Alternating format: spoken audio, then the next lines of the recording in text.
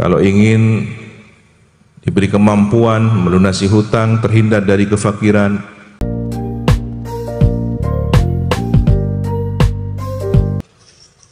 di antara ilmu yang diajarkan baginda Rasulullah SAW adalah doa yang kita rutinkan baca setiap awal majelis. Allahumma inni a'udzubika an adilla aw udalla aw azilla aw uzalla aw adlima aw udlama aw ajhala aw yujhala alayya. Kita tidak hanya diperintahkan untuk menghindar sesuatu, tapi bagaimana diri kita juga jangan sampai melakukan sesuatu. Jangan kemudian menyesatkan orang, tapi kita juga jangan sampai disesatkan oleh orang. Jangan menganiaya orang, tapi kita juga jangan sampai dianiaya oleh orang. Dan seterusnya. Ada dua sisi yang harus kita jaga. Potensi keburukan dari orang lain harus kita cegah. Begitu juga potensi keburukan yang muncul dari diri kita, nafsu kita sendiri, harus kita cegah. Ada orang, contoh yang lain, ada orang sibuk mencari kesalahan orang lain, tetapi lupa bermuhasabah, mengevaluasi kesalahan dirinya sendiri. Ini tidak benar. Maka dua hal yang harus diperhatikan, lihatlah kesalahan diri dan waspada juga kesalahan orang lain. Kita mungkin sibuk bagaimana cara untuk beramal dengan amalan ijazah-ijazah doa dari para masyayikh agar bisa melunasi hutang. Tetapi kadang-kadang kita lupa bagaimana berdoa terhindar dari hutang. Potensinya dari kita. Mungkin diajari oleh para masyayikh, kalau ingin diberi kemampuan melunasi hutang, terhindar dari kefakiran, sholat duha, baca surat Al-Waqi'ah, berdoa doaul faqah yang biasa dibaca oleh Imam Ar-Rifai, wa in kana rizqi fis sama'i fa'anzilhu wa in kana fil ardi fa'khrijhu, dan seterusnya. Tetapi ada juga bagaimana kita harus terhindar dari potensi buruk diri sendiri, suka berhutang kepada orang. Maka kita diajari, Allahumma inni a'udzubika minal ajzi wal kasal wa minal jubni wal bukhul wa min ghalabatid dain wa qahrir rijal. Kita mohon perlindungan pada Allah dari lemah dan pemalas. Ini penyakit. Lemah mental, malas bekerja, malas beramal saleh. Kita diajari mohon perlindungan dari al-jubn, pengecut, tidak berani bertanggung jawab atas kesalahan yang dilakukan, mencari-cari kesalahan orang lain atau lempar batu sembunyi tangan. Ini karakternya pengecut. Wal bukhul, bakhil, tidak mau berderma padahal mampu kita bersedekah, tidak mau berinfak padahal ada rezeki yang Allah titipkan kepada kita. Begitu juga min ghalabatid dain, dari hutang yang begitu berat, wa qahrir rijal, dan tekanan orang-orang. Ini biasanya saling berkaitan. Kalau sudah banyak hutang akan ada yang menagih, ditekan. Sepeda motornya dihentikan di tengah jalan karena belum lunas hutangnya.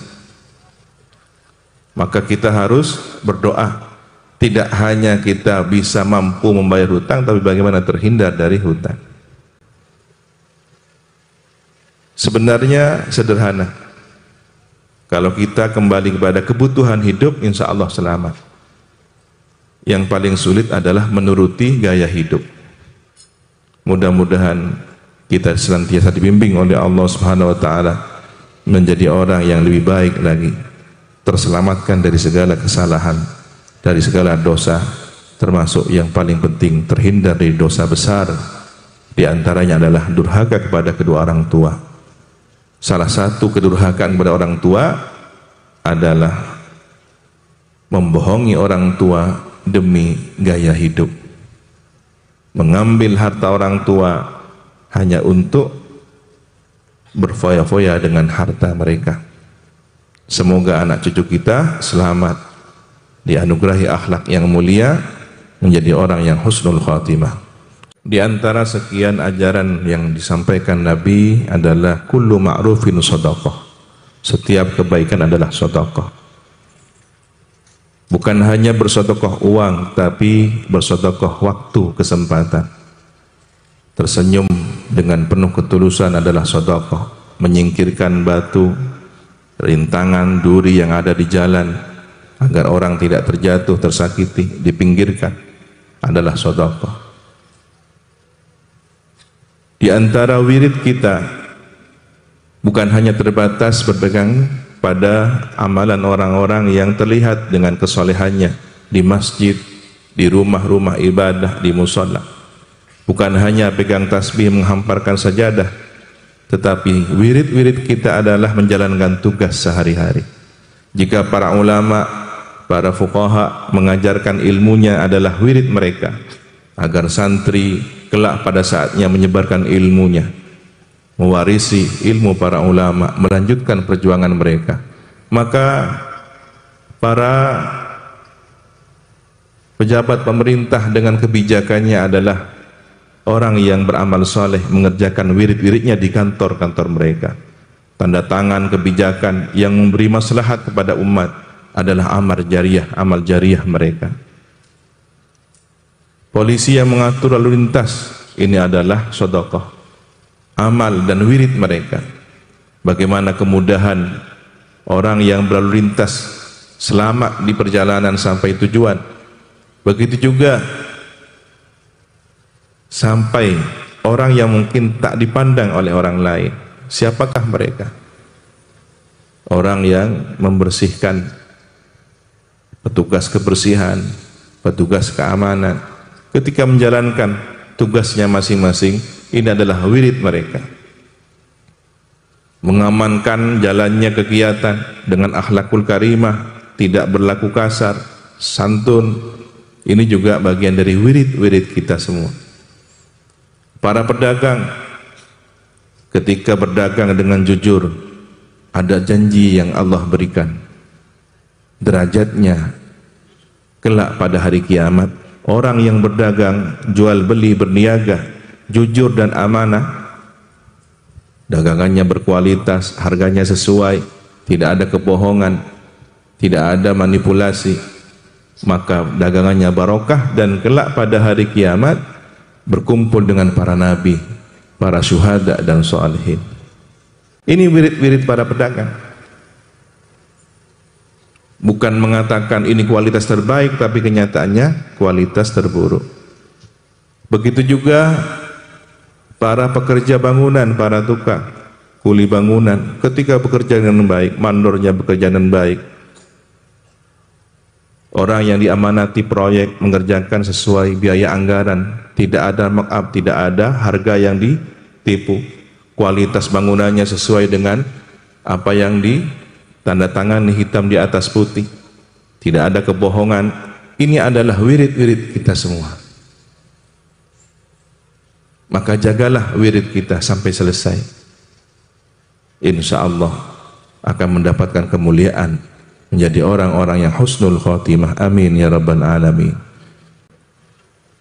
Yang kita minta adalah keselamatan. Maka ketika melihat kejanggalan-kejanggalan, melihat kemungkaran, melihat ada kemaksiatan, jangan sibuk mencaci maki orang yang berbuat maksiat, tapi berdoalah mantar pada selamat, mantar pada selamat. Terus kita berdoa. Boleh jadi orang yang hari ini dicibir, dihina karena kemaksiatannya, kelak menjadi orang yang paling baik di hadapan Allah karena taubatnya. Surga itu bukan hanya untuk orang yang tidak pernah berbuat salah, tapi surga adalah tempatnya orang-orang yang bertaubat, yang dulu pernah salah tapi kemudian menyesali kesalahannya dan mengejar dengan amal kebaikan.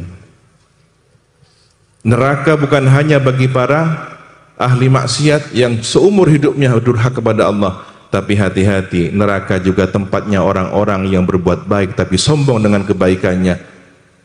Orang yang berilmu tapi sombong dengan keilmuannya, itulah tempatnya neraka. Na'udzubillahi min dzalik. Maka saling berdoa mantar pada salam. Bukankah setiap usai salat, setelah istighfar, kita beristighfar mendoakan orang tua kita, Assalamualaikum warahmatullahi, Assalamualaikum warahmatullahi.